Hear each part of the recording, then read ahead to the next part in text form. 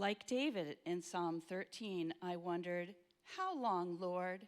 Will you forget me forever? How long will you hide your face from me? How long must I wrestle with my thoughts and day after day have sorrow in my heart? How long will my enemy triumph over me?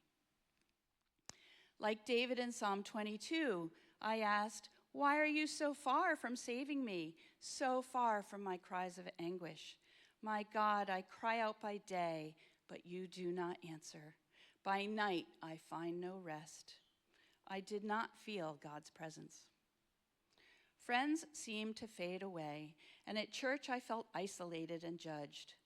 Once a Sunday school teacher and someone up in front of the congregation often, I was gradually relieved of my responsibilities. I felt unworthy, and this left me susceptible to the enemy and his lies. I totally understand how David felt when he wrote the words in Psalm 38, "Friends and companions avoid me because of my wounds. My neighbors stay away." The pain of feeling unloved, unheard, and alone was overwhelming, and I began to languish in my anguish. I grew more and more depressed, wondering if I'd be better off dead. This is how David felt. As the commentary pointed out, David knew where to turn in his desperation. He knew he was not completely alone. God was with him. So David brought his pain to God, acknowledging, "My sighing is not hidden from you." God knew just what David was going through, and he was David's only hope. I, unfortunately, was not so wise. Looking back, it seems unfathomable to me that I distanced myself from God. I can't pinpoint exactly why I stopped seeking him, but I believe my lack of self-worth played a role. Hindsight reveals to me the truth of what happened during that dark time. One night, in desperation, while crying over my situation in bed, with a sudden boldness I cried out to God, using the words of Jesus upon the cross, my God, why have you forsaken me?" And before I had read Psalm 22, I didn't know that this was also David's cry to the Lord. How I came to choose those words, I will never know. But with that single cry, an undescribable, supernatural peace enveloped me, and I heard God clearly say to me, "My dear Lucy, I have not forsaken you. It is you who need to draw close to me. I have always been here. I am waiting for you." It turns out, God had not abandoned me. As Jesus tells us in John 16, "In this world you will have trouble, but take heart, I have overcome the world."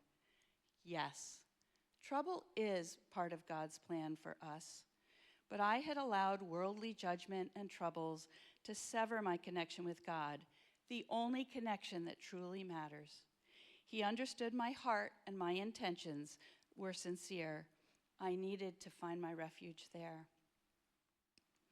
Isaiah 41:10 assures us, "So do not fear, I am with you. Do not be dismayed, for I am your God. I will strengthen you and help you. I will uphold you with my righteous right hand." Isn't it reassuring to know that despite our neglect of him, God never leaves our side? So during my trials, I again began to lean on his promises, embracing difficulties and thanking God for his provisions. As I faced financial struggles, I found extra tutoring jobs that helped. God blessed me with new friends, a new place to worship, and best of all, he brought me Tim, my future husband, a kind and generous man filled with the Holy Spirit. We covered our relationship in prayer and waited 9.5 years to get married for the sake of our combined 8 children. God honored our patience, allowing everything to fall perfectly into place. And we've been married almost 5 years now. I never could have imagined what was waiting for me. 14 years ago, I didn't think it could turn out like this. But my relationships with my children are healthy and growing. I enjoy a loving partnership with Tim and a fulfilling Christ-centered marriage. I am profoundly blessed. I look back to the times when I believed everything was falling apart, and I just see I had let go of my trust in God.